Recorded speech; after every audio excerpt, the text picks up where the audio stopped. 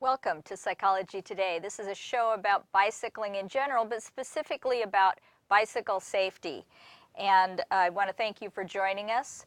We've got a couple of guests this evening. Kyle Johnson is our first guest, and he's from Go by Bike. And Stefan Lemmer is waiting in the wings from River City Bicycles. And he's going to talk to us about buying a bike, kind of bike buying 101 course. So if you're interested in getting into bicycling, he might have some good information for you. And Kyle has a really interesting business in the city of Portland that is really innovative, and I think you'll find it interesting and inspiring in this crazy Portland bicycle culture to hear what he's got going on. I want to thank our crew of volunteers for helping us, and thank you to Northwest Bicycle Safety Council for producing the show. And I want to thank all of you who came out recently for our Beaverton Banks and Beyond Bicycle Tour. That was in August. We had a great day of riding, and thank you all for coming out. I want to assure you that any profits from that bicycle ride will go to Northwest Bicycle Safety Council to help put on bike fairs and teach children to ride their bicycles safely in our community and to put helmets on their heads so that they are safe. So thank you for your efforts on our behalf. Let's get going with our guest. We've got Kyle Johnson here again from Go by Bike. And welcome to Psychology Today, Kyle. Yeah, it's great to be here. Glad you made it. Why don't you start by telling us a little bit about yourself and just how you came to be in Portland and that sort of thing. Yeah, so I graduated from Lewis and Clark College in 2009. And after I graduated, I did an internship. I wasn't really interested in bicycles at all. I was sort of interested in sort of creating more sustainable cities, but I didn't really see how bicycles or transportation could really fit into that. And then after I graduated, I did an internship at the City of Portland, the Bureau of Transportation. And I was really impressed by how like passionate people were there about sort of using bicycles to make for a much more better communities and a much more sort of vibrant city, an active city. Yeah, I don't see how you could come away from working for the City of Portland Bureau of Transportation and not just somehow get hooked by the bicycle bug. Now, are you a bicyclist yourself? Yeah, I haven't had a car ever since I moved to Portland 7 years ago. I used car share, and I've got about 5 different bicycles that I rotate through. And I find it pretty easy not to get around by bicycle. I live sort of in the inner city of Portland, and most of my friends ride bicycles wherever we go, and it just sort of makes sense, as opposed to, I think it would be really expensive and kind of a hassle to own a car, kind of where I live. I can assure you it is. Well, so what kind of riding? You commute, obviously, to work. You just live on a bike. That's how you exist. You don't own a car. Do you do other kinds of riding? Not really. I don't race very much or at all, or go mountain biking. I've done some like bike rides to the coast, but mainly I'm just sort of riding around to different brew pubs and drinking beer or going to work or something. Sounds like a good Portland life. It's the best, yeah. Now, you recently won a coveted Alice Award through the Bicycle Transportation Alliance, BTA. Why don't you tell us a little bit about that, the award itself, and how you came to be a recipient? Yeah, well, it's a really great honor to receive that award. The Alice Award gets awarded to, I think, about 3 different bike advocates from all of Oregon every year. And the list includes a lot of congressmen and mayors and sort of high up bureaucrats. And so I was really excited to get that award. And it's sort of this auction that the BTA has, and they announce the winners, and you go up and give the little speech, and they give you a little award that has a toe clip on it, because it's the Alice B. Toe Clip Award. And what did you do to be in this prestigious group of Alice Award winners? Yeah, so after my internship at the Portland Bureau of Transportation, I went and started organizing these bike trains to school. And a bike train is sort of a group of students that all sort of ride together to school on a prearranged route. Mm-hmm. And the idea behind them is to sort of encourage like a community of people to sort of ride to school together, and sort of building that community of people that are biking, and creating sort of a knowledge and a place for that to happen. In the Netherlands, about 90% of all students ride their bikes to school. And in Portland, it's about, I think, about 14%, Mm-hmm. and about 30% walk. But I went to the Netherlands, and I saw all these people biking to school, and I was like, there's no reason why we shouldn't do this in Portland. And so I sort of went out, and at the beginning it was just me and one family biking to school every day. And then after a couple weeks, some other people started joining us. I had a sign on the back of my bike that said bike train, Ah. and we put the route up. And then by the end of that year, we had a bike train. There were 4 different routes, and we were all we met up together and biked to school, and there were about 100 people. And then the following year, I was like, oh, that's so much fun and such a great idea. Let's try to do that at other schools. And so I went out and tried to create bike trains at other schools, and the idea really caught on. And by the end of the year, there were like 20 different schools that had a bike train route, and several thousand bike train trips that I'd sort of recorded. And now there's sort of bike trains that are spreading to other cities in the United States too. It's Wow. pretty exciting. There's a school in California that tomorrow, the mayor and this gold medalist bicycle rider are going to join their bike train to school. Boy, that's really exciting. That's impressive, and what a great thing. That's great for our kids, great for our schools. Good for you. Yeah. You deserve that award. Well, thanks, Kyle. Well, now let's talk about your business. I mean, I didn't know that part about you until we started talking. So you are involved with a business called Go by Bike. Uh-huh. And why don't you tell us about the general concept of that and your role in it? Yeah, so the Go by Bike is a really sort of innovative business. What we do is we have a bicycle valet, and down at the South Waterfront, in front of OHSU, in front of the aerial tram. And so people show up to work, and we valet their bikes. And we valet between 100 to 180 bicycles a day. And so they roll up, and we take the bike from them and park it for them. And people have a little sticker that they scan, and then when they scan it, it sort of assigns them a parking spot. And then we have a plastic bag that we put over the seat that has the parking spot number. And so we just line them up 1 through 170. And then when they come back, they scan again, and then their parking spot number pops up on the iPod. We have a little app that we had made, and then we go and find their bike and then bring it out for them. And this really helps them because that tram leaves, every about 12 minutes or so, and they're kind of racing to get on the tram. They've pulled up on their bike, and you literally grab their bike from them and get it situated for the day, and they can go on to work. Yeah, people really enjoy the service. OHSU did a survey of all their bike commuters, and so OHSU, they also have an incentive program where they pay people to bike to work. Yes. And so they spend about $250,000 every year just paying employees $50 every 30 times they ride their bike. And they also sort of have a lot of different bike parking and storage around the campus, and showers, and sort of infrastructure around the campus. And so they did a survey and asked people, like, what do you like most about biking to OHSU, or what thing do you like most? And I was for sure people are going to say the incentive program.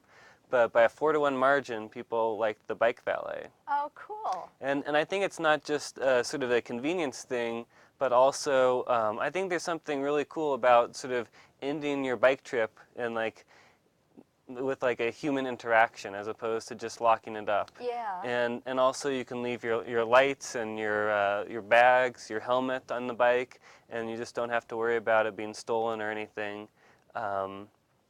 And then so also we have a bicycle repair shop right next to the valet. And so people bring their bike, and then if anything happens on the way into work, or if they want a tune-up or any work done, they can leave their bike at the bike shop, and we'll work on it during the day, and then they can pick up their bike on their way out for work. So that is pretty convenient for people. Yeah, I'm sure that's very important. If you're a bike commuter, you can't have your wheels at the shop because it makes it really hard. It seems, I ride the streetcar down there, and somebody was talking about, multimodal transportation and how many different modes, if they put their bike on the streetcar, then the streetcar, the bike, the tram, walking. There's just a lot of people use many modes to get to their destination, and you really help with that bicycle element of it. Now, how did this come to be, though? I mean, how did you connect with OHSU, and there's a need here, and you got involved with them? Well, so they had, there were a lot of people that were parking their bikes by the aerial tram once it opened, and somebody from OHSU, I was talking with them, and he was like, oh, it'd be great if there was a bike shop down here. And then one day I was like, oh, well, I'm going to put a bike shop down there. And I didn't have any sort of mechanical experience or any experience running a bike shop or a business. But I went out and bought a little old camper trailer. I didn't even have a way to bring it back to my house. The person that I bought it from brought it to my house, and I sort of renovated the inside, made it so that one of the door or one of the sides sort of folds open, and then all the tools and things are sort of on the inside. And I hired a mechanic, and I went to the UBI school, the United Bicycle Institute in Portland, which is a school that teaches people how to become bike mechanics. And I went there, and so I set up this shop by where all these bikes were being parked. And OHSU had started a bike valet thing themselves down there, because there's a lot of congestion from all the construction going on down there. And then I did that last summer, and then once the summer ended, we sort of packed up, and I put the cart in storage, and they ended the bike valet. But then this summer they wanted to do the valet again, and I sort of was like, hey, we should combine these two, and we can, the shop can sort of subsidize the valet service, and they can sort of work together, and it's worked out really well. It sounds like it. And too, weren't you placed somewhere differently? When you first started, weren't you kind of on the other side of the tram, kind of back behind? Yeah, they've sort of moved the bike parking around to sort of reduce some conflicts between those multi-modes, the pedestrians that are sort of walking down the street, and then the streetcar too. Yeah. Well, and they did some renovations so that they gave you kind of a little pad to be on too, didn't they, right under the streetcar? Yeah. Well, that's really neat. So how did this this come to you? How did this idea, so by being in Copenhagen, you say, and just seeing bicycles more involved in transportation? Well, and I think that there's a large room for sort of bicycle businesses to work with bicycle shops and people that are interested in bicycles to work with businesses to promote bicycling to businesses. Because OHSU, they cannot physically build any more parking at the top of their hill. There's just no more space. And so sort of encouraging their employees to bike to work, they're willing to spend $250,000 every year just to sort of incentivize that. Because they have to pay less healthcare costs, less parking costs, and it sort of makes their employees more energized. And so there's all these sort of positive externalities associated with it. I see you as a person that really, I don't know, you really seem to be an idea person and seeing a need and filling those needs. I mean, here there's 2 examples just in a short period of time, and starting a business. I mean, that's pretty wild. Just pretty gutsy. Yeah, a little naive maybe. You have to be a little naive to be an idea person. Well, you've got some good ideas. So you mentioned that part of your background of Go by Bike is that the role that you see bicycles playing in communities and the future of bikes and businesses. You kind of touched on that. Uh-huh. Where does that concept come from? This idea, I mean, just your background, having bikes more involved in communities. Yeah. Well, I think that when you're on a bicycle, you're sort of interacting with your community totally different than if you're on in a car by yourself or on the freeway, and that sort of the infrastructure that's sort of required for a very car-centric city, I think really divides communities in a lot of ways and has a lot of negative externalities. You're able to get places a lot quicker, but things are much more spread out. It takes a lot more land, a lot more resources. There's a lot of pollution that comes with that. And I think that also sort of what I really like is the interactions. Both of the things, the bike trains and the bike valet, there's sort of these interactions between people that I think is really really an important thing, and I think something that I try to do a lot of. And when you're on a bicycle, you're sort of interacting with the people around you and your city in a completely different way. That's really true. I think pedestrians and cyclists kind of try to, even just a nod to one another, there's kind of an instant connection, an instant camaraderie between people as they travel around by bike or something. You kind of do a little nod or something to people, which you're right, you don't interact that way with car people. You shake your fist at them. But you're right, it does get you more involved with human beings that are kind of doing the same thing that you are. And I love cars and like driving cars, and they're great for getting to faraway places. And there's a lot of great things that come with cars. But I think that we should have more options for people. Well, it sounds like you're making that happen. So describe your target market there at Go by Bike. Obviously, it's OHSU people, but who typically, maybe an age group or whatever? It's really interesting in terms of the valet. We've seen that about 60% of all the people that bike to work at OHSU are males, and 40% are females. And I think the city numbers, it's maybe 70% of all people that are riding bikes are males, and 30% are females. But at the bike valet, it's about 65% of all the users are females, and only about 35 are males. Which is probably because we're all so good looking, but I think also because men are much more unwilling to let somebody watch over their bike for them or something. So it's interesting to see that sort of gender gap or difference. Yeah, and try to analyze what all that means. But along with that, don't you have some means to help a person if an individual is interested in commuting by bike to OHSU? Don't you have a means to help them figure that process out? Yeah. And that's, I think, a really important part of the sustainability of the business. And so we have loaner bikes about 7 loaner bikes. We've got a folding bike. We've got one of those front loader cargo bikes. And they're free for OHSU people to use during the day. And we've had some people from OHSU come down and just sort of practice riding a bike next to the shop.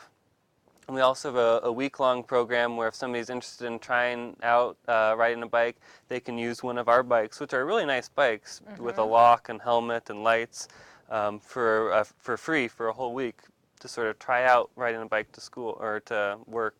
That is really nice because it's difficult to overcome that initial getting going with it. We've had commuters on before and just talked about that whole concept, and it's hard to kind of plunge into that, and so you kind of facilitate that and take away some of the concerns, and especially with someplace to leave your bike and, like you say, leave everything on your bike really makes it easy. And to know that like there's somebody that you can sort of rely on if you have a question. I think that one of the other really good things about the bike valet is that we have like these mechanics that are there and people that know things about bikes. And so a lot of it is just people coming in with questions about like they don't even know how to pump up their tire or what the different valves are. And so what I think is unique about the United States is that versus the Netherlands. In the Netherlands, they sort of already had this culture of bicycles, and people knew how to ride bicycles. And so they just sort of built this amazing infrastructure, and then you get all these people riding bicycles. 90% of all kids biking to school, and 40% of all commutes by bicycle. But in the United States, we don't really have that culture of how to ride a bicycle, and how a bicycle works. And so sort of building that cultural knowledge, I think, is really important alongside sort of building that infrastructure. That all makes sense, and you're doing a good job of helping that. How do you reach people at OHSU so that they know? I mean, certainly if you ride the tram, a person would see you and your business right there. But how do you reach your potential customers? Yeah. Well, so when somebody at OHSU sort of first becomes an employee or a student, they go through an orientation program, and they have a thing in the orientation about riding bicycles and the bike ballet and how it works. And the bike ballet is open to anyone. It's free for anyone, not just OHSU people. Oh, okay. And the bike shop is too. It's open for anyone. And we have bike rentals that are open for anyone too. So on any given day, do you find yourself pretty busy with repairs, and you say just people coming up and asking questions and needing help? It sounds like you're pretty busy. A lot of people that come by and just are like, what are all these bicycles doing here? They've never seen anything like it before. And so the area that we're in, we valet. We have room for about 200 bikes in the bike valet, and then there's probably another 250 bikes that sort of park around us. And that's people that just use their own lock. So it's a lot of bicycles in a very small area, and it is. It's literally a sea of bicycles, and you saw that. I mean, you were doing this in April, right? So then the weather's a little iffy, but you still had good participation with the program. Yeah. And so the other day I added up how many bikes we've valeted, and since April we've parked 10,800 bicycles. That's and we haven't had a single theft. That is awesome. Yeah. That is really awesome. I'm sure that instills a lot of confidence in your business. Well, where do you see yourself 5 years from now, Kyle? Well, I really love doing this, and sort of being part of this bike ballet, and I'd love to sort of reach out and work with other businesses too, around Portland, and sort of help create more of these sort of micro bicycling hubs. Now, there's just kind of briefly, there is one other such business in the United States or in the world, and where is that? The University of Arizona also has a bicycle valet system, and it's set up a bit different. It's only for university people, and you sort of have to have a bicycle registered, and they deal with about 75 bikes a day. Oh, wow. And then in Europe, they have like bike valet type things sort of in a lot of train stations and in a lot of places. I see. And there's sort of different ways that they do it, whether or not it's people lock up their bikes or they just leave them there. Well, thanks so much, Kyle, for coming to join us and telling us about this innovative idea of yours. I wish you all the success. I hope you'll stay involved in our community, and with your foresight and thinking and ideas, it sounds like you're going great guns for Portland metro area and our bicycling culture. And I always like to talk to entrepreneurs because, like you say, maybe you're naive, maybe you're just really bold. I don't know, maybe and a lucky. little bit of both, and lucky. But what an interesting concept and an interesting niche you've carved out. Yeah. Thank you for coming. Thank you so much for having me on. We're going to go to a video now. We have a video about TriMet and riding your bike using the bus. And maybe part of getting down to Kyle's Go By Bike is riding the bus or the streetcar and using your bike, a little bit of multimodal transportation. But we've got a video to show us how you can do that and hopefully instill confidence in you so you know how that's done and what TriMet expects. And we'll go to that video, and then we'll come back with our second guest, Stefan Lemmer from River City. With higher fuel costs comes a shift in how we travel. More of us are choosing to bike or take mass transit for some or all of our trips. When buses, trains, and bikes share the road, it's even more important to practice safe driving and safe riding. TriMet bus operators are trained to watch out for cyclists. You can help by following a few simple rules of the road. At Max and West stations, cyclists are not allowed to ride on boarding platforms or in pedestrian crossings. Walking your bike across the tracks is the safest way to enter or exit the station. Look both ways before crossing the tracks. Trains may be approaching in either direction. Be sure to cross the tracks straight on. It's dangerous to cross at an angle or right alongside the tracks. It can cause your wheel to slip into the track bed and result in a crash. To be safe, walk your bike across the tracks.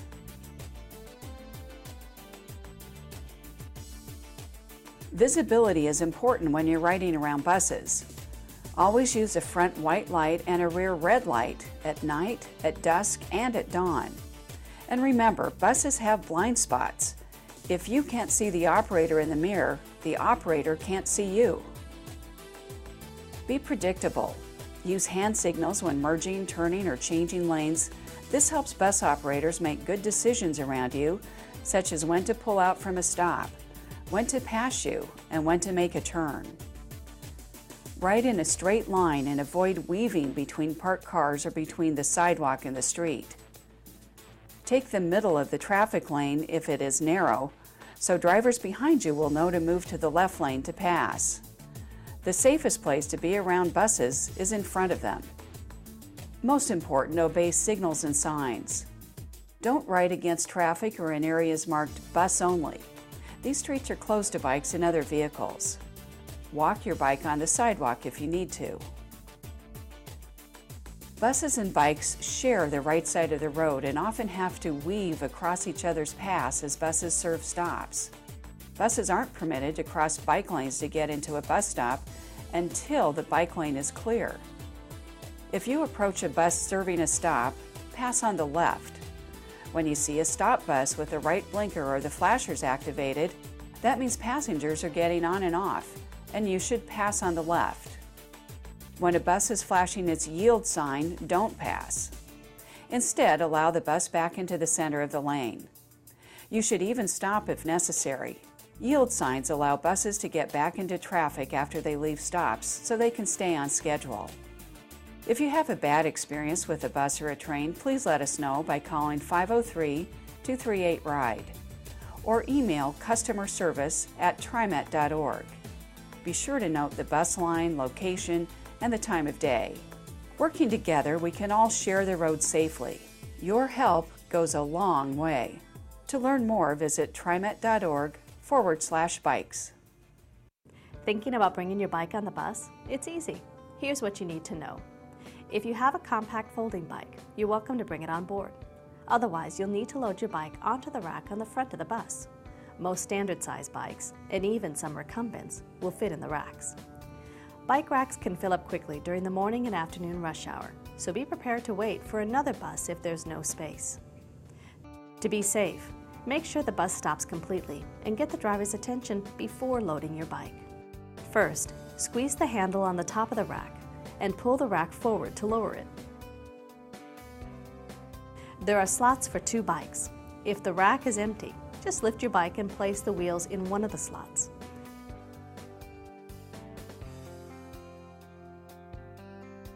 Then, to secure it, slide the metal bar up over your front wheel or fender as close to the frame as possible. Remove any loose items or valuables from your bike. Be sure to remove panniers, child seats, or any object that could block the headlights or the operator's vision. Finally, board the bus and pay your fare. Don't forget your bike. When you're ready to get off the bus, let the operator know that you need to get your bike. Exit through the front door if you can. Again, make eye contact before you step in front of the bus. Slide the metal bar off of the wheel. Then lift your bike out of the slot and fold up the rack. Never cross the street in front of the bus unless it's stopped at a red light. And that's how you bring your bike on the bus. These days, more and more Portlanders are using pedal power to get around, and a growing number of cyclists are combining their bike trips with transit. If you're planning on bringing your bicycle on Max, here's what you need to know. TriMet only allows single-seat, two-wheeled bikes on board, or recumbents and electric bikes the size of a standard bicycle. Trailers are not allowed. Bikes are allowed on Max only if there's room, so try to make your trip before or after rush hour. If Max is full, you need to wait for another train. When Max arrives, allow other riders to exit and enter the train first, then walk your bike on board. Inside, look for the signs that show where bikes may be stored. If a vertical rack is available, use that one first. Remember to keep your bike as clean as possible and try not to brush it against others. Always yield the priority seating areas to seniors and people with disabilities. And be sure not to block the stairwells or aisles. If you're on a train with steps at the front doors, bikes are not allowed at the top of the steps. When you practice good bike etiquette, it makes the ride more comfortable for everyone. Happy riding, and we'll see you on board.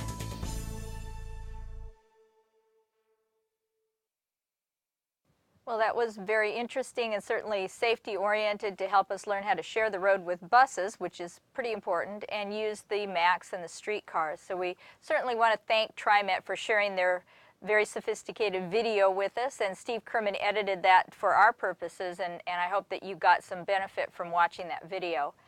I've got our second guest here now, Stefan Lemmer, and Stefan's been a guest before. He's been on the show to tell us about lights, primarily as we're going into fall now, the days are shorter, and he talked to us once before about lighting for your bicycle, and he joined us with a group of commuters to help encourage us to commute and the ins and outs of that, and so he does work for River City Bicycles, and he helps sell bicycles. So I thought, why not have Stefan back again to kind of give us a 101 course on buying a bicycle, because it's pretty important. People do go out and impulse buy and get home with the wrong thing, and so we're going to try to pick Stefan's brain and help you avoid that. But why don't you start by refreshing our memory about your involvement with bicycling and the kind of bicycling you like to do. Tell us a little bit about yourself.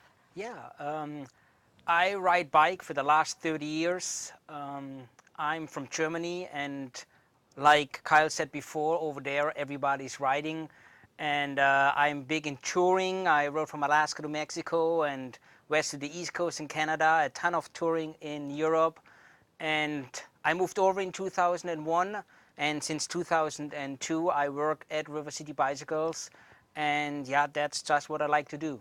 Yeah. And do you still commute in from Boring? I try, yeah, 2-3 times a week to ride in. You have a young family, so it's difficult to do everything, but you are definitely an avid cyclist. Let's talk briefly about some of the different kinds of cycling. I like to road bike, so I kind of think on those terms, but there are many, many kinds of riding, particularly in Portland. There's racing, the road riding, commuting, cyclocross, all these things. I guess you could use any one bicycle on any of these, but you wouldn't be as successful. So tell us a little bit about the different types. It really depends, like you said, what kind of riding you want to do. Before you even think about buying a bike, think about how you want to use it, how serious you want to use it, if you ride in the rain or just like a nice weather rider. And yeah, just what the purpose is you want to do with the bike. Like you said, do you want to ride to work? Do you want to go on a ride with the kids? Do you want to race? I think one conversation I've had with people is a person that might want to ride to work might think that to get a commuter bike. But then you can't necessarily join in on a club ride or go on a tour very well because it's going to be difficult. So maybe you should bump up your purchase a little bit so that it's more versatile for you? Yes, the budget of a bike, it's really important. It really depends, like you said, when you want to go into maybe racing or group rides. Like you said, road bikes or cyclocross bikes are really common. And the thing is that they start in a higher price range. And price range is around $1,000 to go into like drop handlebar, like a little bit lighter bikes. Okay. Yes. Okay. What categories in Portland do you see people mostly getting into? What 3 bicycling categories like we just talked about? I think one of the biggest one is road bike riding for racing, for fitness. Another big group I think is mountain biking, to really go on trails, go up to the mountains. And the third one I would say is commuting, family rides, where you, in most cases, can use one kind of bike. Okay. Yes. Okay. Now, it seems to me that, again, I see people that come to bicycle rides that I do, they bought the wrong bike. Because a lot of times I think people look at a mountain bike or a commuter and see a good sturdy bike and the upright handlebars and the bigger tires, and they go for that only to realize, oops, this is the wrong piece of equipment. Yeah. So what kinds of questions should we be asking ourselves? You kind of delved into that, but I think I want to be a commuter, but maybe I'd like to go on a longer ride. I always like to send people out for test rides. A lot of people are coming in and they still have in mind their 20-year-old Schwinn bike, and so seat way higher than the handlebar, aggressive, and this is not the case anymore these days. When somebody is buying a road bike, there are a lot of road bikes out where you still have a nice upright position, and but they are way lighter and easier to ride. And the only way to find out about it is to take a bike out for a test ride. And I know that, too, a lot of times the bike shop can modify, for instance, the bike that you brought your bike, and it's got these handlebars that some people are afraid of. Yeah. They feel as if they cannot control the bicycle with handlebars like that. But you can modify the bike and have other handlebars on it, typically. Yes, they actually, I would not recommend that because the price is really high to change it out. But they do make nice light bikes with a straight handlebar. So you can still use it for a longer distance ride, for family ride, for commuting. It's just straight handlebar. And in Germany, most people are using more upright position bikes. But I actually fell in love with this kind of handlebar because you have all the different hand positions on a road bike, and for longer distance riding it is such way more comfortable. Yes. And I'm sure on your commute you kind of want to be a little more aerodynamic sometimes and tuck down a little bit. Yeah, even I'm not aerodynamic, just my haircut, but it helps with the bike, yes. Yes. Kind of give us an idea when a customer comes into the store, how do you guide them through this process of choosing the bike and, getting to a purchase? I mean, certainly getting a test ride in. Yes. First, of course, asking how they want to use the bike. If they want to use it on the Esplanade, on the Springwater Trail, if they want to use it to go getting a coffee, going shopping in downtown, if they want to race, if they want to ride to work, if they do it for fitness. And then in most cases, second part is, for me personally, first, how much they want to spend. And it's not to push them up to the highest bike, it's just to figure out, like we said before, this kind of handlebar, it would start for a good bike around $900, $1,000. When somebody comes in and says, I don't want to spend more than $500, then we know he wouldn't get a bike like this. Yeah, and that's certainly an issue. We haven't really talked about components and things like that, but just generally speaking, when a person buys a very, very expensive bike for many thousands of dollars, what are you paying for in that instance? What are you buying? Lightness or?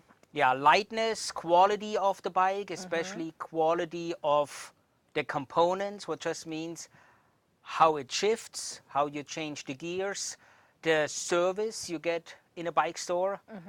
When you buy your bike in like one of these like other stores, not bike stores, but like Fred Meyer or whatever, you would get not the service with adjustments, with other things. And I think almost every bike store in Portland is offering the service around your bike purchase. Yes. What helps for a lot of people.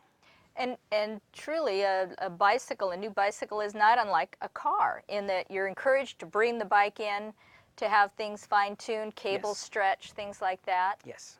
So you're right, you want some backup there. Yeah. Because things happen. Tell us a little bit about what a person is looking for as far as the gearing and that sort of thing. Again, depending on what they're going to use the bike for. Yes. In most cases, it depends how fit they are, of course.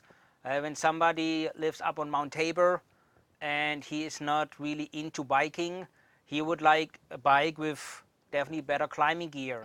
And every kind of bike comes with all kinds of different gearing, and we of course looking for the best gearing he looks for. So again, a lot of people who are into racing, fitness, they don't want to have an easy gear to go up the hill because they see it as a challenge, as like a workout. And it really depends what the person wants to do. Sure.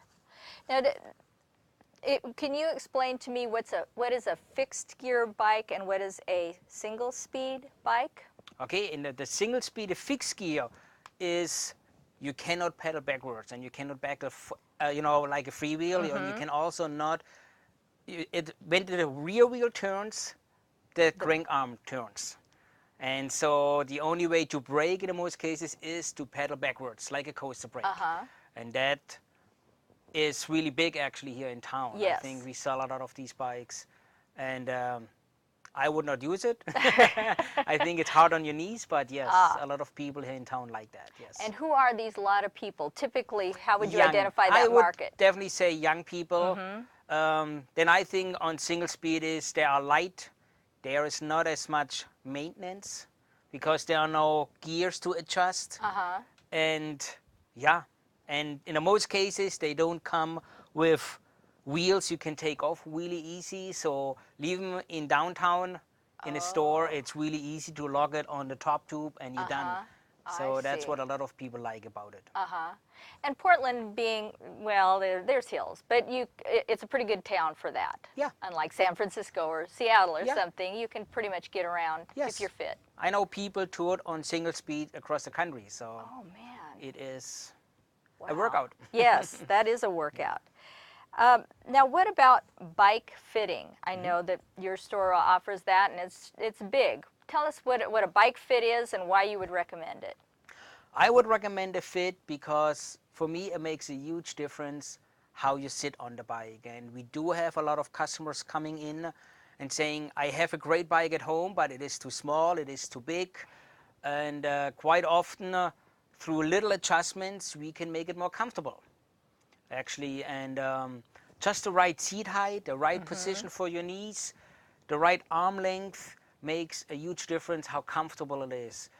When you use a bike just for 3-4 miles every day, maybe it's not as important, but somebody who commutes longer or is spending a lot of time on the bike, I would definitely recommend a fitting where, like we have fitters, it takes 2.5 hours to do the fit, and they take really time to measure everything, inseam, torso, arm length, foot length, all these little things makes a huge difference to fit the bike to your riding style. And you're less prone to have injuries, like you say. Yes. I know, people complain about a knee problem or their hands ache or Yes. things like that. All that hopefully is eliminated because of a bike fit. Mostly, yes. Yeah. Yes. And that's how the fitting starts, with a little interview. You pass what kind of injuries you had in the past and things like that, what your riding style is and what your plans are for the future, yes. Very, very intense. Yes. And so when you're talking to somebody about buying a bike, you're going to be encouraging them to follow up with that sort of a thing. You fit the frame to the person initially. I try to set up the bike to the person, yes, before they even go out on a test ride. When somebody is trying a mountain bike, very important is to set the suspension. It makes a huge difference how the bike feels, and just through that, a customer can really feel how different bikes react on the street. So it makes the tire pressure is really important, that you put the right tire pressure in for the body weight of the rider, and little things like that. Oh. Yeah.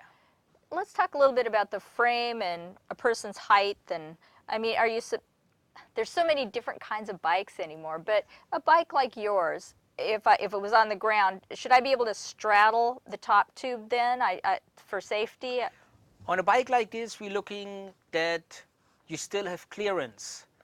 But it's like not like on a mountain bike where you want to have 1, 2, 3 inches for safety. As long you can stand over it and you're not scared to get off the seat. Yeah. In most cases, it's way more important on a road bike how the position is from the seat to the handlebar. Because on a bike like this, you spend more time in the saddle than on a mountain bike.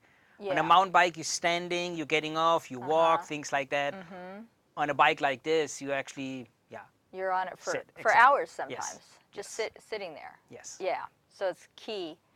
But there are some of the bikes these days that there isn't a top tube. I mean, it kind of angles down. Is that a deliberate design? Yes, they call it sloping top tube. That's a thing what gives the customer more standover height. And you also have to think about it how they measure. Not every bike brand is measuring the same way. So you can never say you always a 52 centimeter road bike or not. It really depends on the geometry of the bike. So that kind of look, the sloping tube, is not a girl's bike necessarily. They do make step-through frame, what goes then all the way down. But even a lot of high-end road bikes come with a little bit more sloping top tube to give you more standover height. Okay. Yes. Just different designs now Yes. that you have to consider. What kinds of materials are a bike frame made out of? Aluminum, it's steel, carbon, or titanium. And then some companies are making bamboo or really exotic wooden frames. Yes. So the traditional metal type frames, what are the pros and cons of those? On aluminum is really stiff, what just means that when you ride for a long time on an aluminum bike, you can feel the vibration more in your hands, in your shoulder.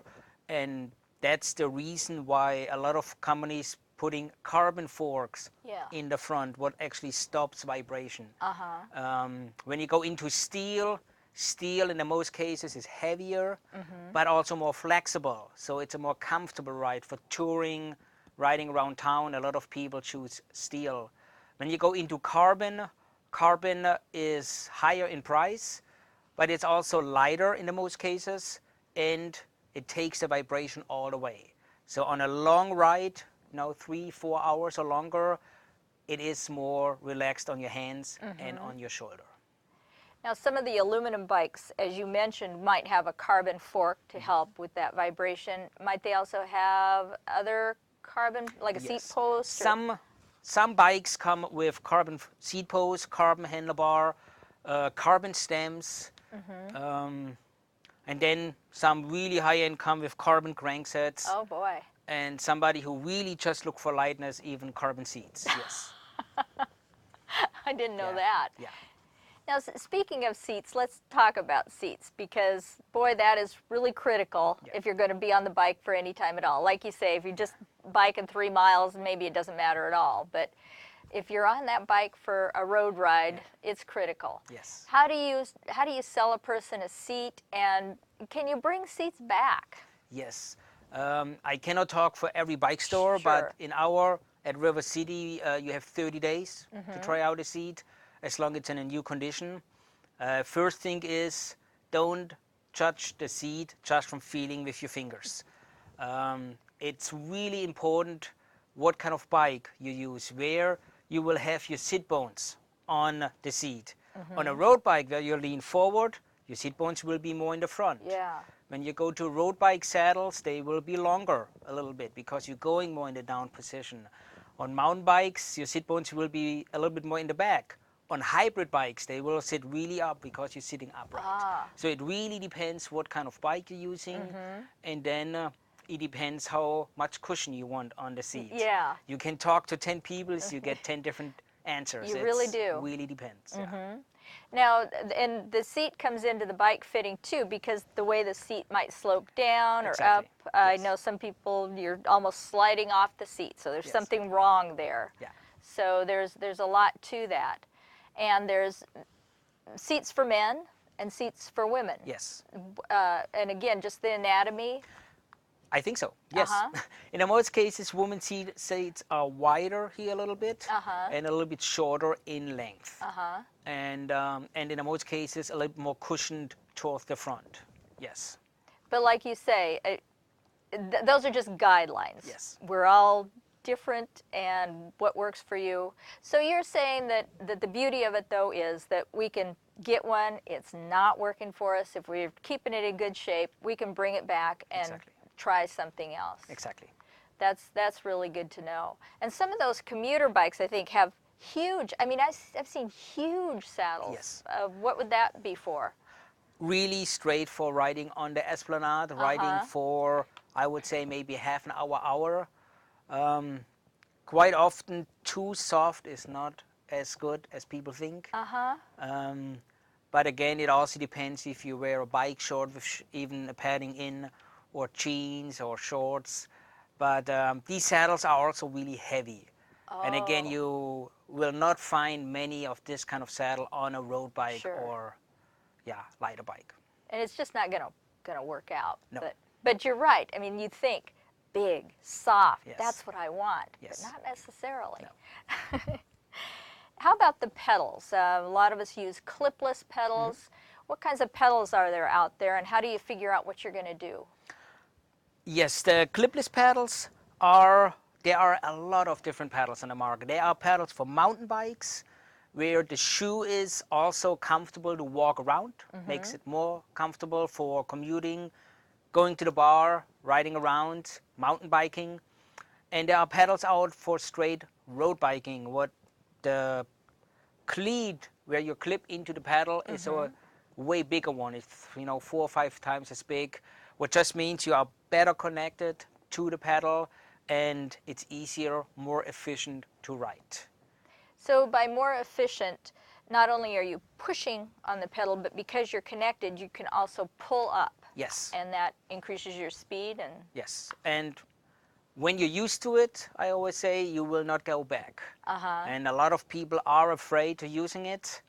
And in most cases, when somebody buys a new bike and never used it before, I actually always recommend not to use it right away. Get used to the bike and then come back later, and we will put them on a home trainer and show them how to get in, get out, and just get used to it. But again, as soon as he's used to it, he will not go back.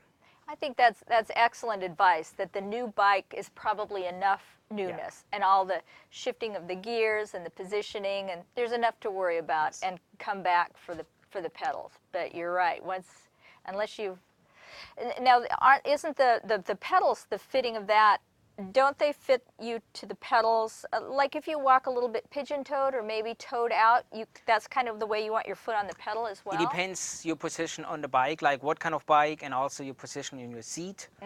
And if you had problems in the past before with your knees, there's a lot of float on the pedal these days, and you can do it through this as well. Yes. Okay. So again, having a professional help you can save you a lot of pain. Yeah. Yes. All right, that's all good, solid advice. Now, coming away from the bike, a beginner bicyclist, gear. What would you say is essential as far as gear, like you talked about padded shorts, things like that? What would you recommend to a newer cyclist? The most important thing to a newer cyclist, I think, is helmet, is a good pair of shorts, and our gloves. Gloves takes a lot of pressure from the handlebar, and it really depends again how long he's using the bike. When he's just using for 2 miles, I would not wear gloves or shorts, but for longer riding, it will make a difference. Yes, and then now the season, we're getting into rain pants, rain jackets, and it's not cheap, but when you have the right equipment, it will help you to enjoy the ride way more. I know I resisted a lot of that good stuff, and you're right, the shorts with the padding really makes it easier to ride a long time. You're right. And the gear lasts a long time if you take care of it. Yes. It really does. So you do invest money, but it goes a long ways. Yes. Just briefly, I know some people have a fleet of bicycles. Do you have quite a few bicycles? I have 5 bikes, yes. And for what purposes, Stefan? For touring, for commuting, for road biking, Uh-huh. for mountain biking, and one for family ride where I had a trailer to carry my kids in. Right. Yes. Right. So they're just, maybe one bike doesn't do it all, but you've helped us start somewhere. Yeah. And then we can go from there. Yeah. Thanks so much, Stefan, for Thanks for coming having me here. again to help us and teach us more about buying a bicycle, and hopefully it'll help people not spend a bunch of money on something they're going to have regrets about. Thank you so much for having me here. Thanks for joining us.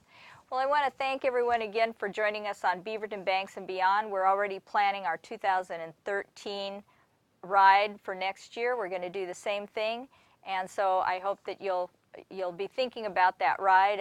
It shows in our credits the Banks Vernonia Trail. I'm going to be up on the Banks Vernonia Trail in October. I do that ride as part of my birthday ride, so if you're interested in joining me for that route, look on pwtc.com. Also, Bruce Buffington, the producer of the show and the president of Northwest Bicycle Safety Council, we do a lot of bicycle rides. We lead rides. We are very social, and they're group rides. We stay together. So if you've listened to Stefan and Kyle and gotten enthused about bicycling in the Portland area and want to join in the culture, by all means, come out and ride with us. We'll help you get familiar with riding in traffic and riding around buses, as our video showed, which I think was very helpful as far as the safety about sharing the road with buses. So I hope that you could maybe come out and ride with Bruce and I. I have very slow, shorter rides, and we do take an effort to teach you how to ride on bike lanes, what bike boxes are, what some of the safe streets are in Portland and the Beaverton area. So that's an option for you to come join us. And Northwest Bicycle Safety Council certainly encourages you to wear a helmet. As Stefan said, one of the most important pieces of gear is a helmet to put on your head and to have fitted properly so that if and when you fall, it protects your head. And we just had a Portland wheelman fall recently, and his helmet was cracked, and he was a little scuffed up, but his helmet, he feels, literally saved his life. And that's definitely what Northwest Bicycle Safety Council believes about helmets. Thank you for joining us.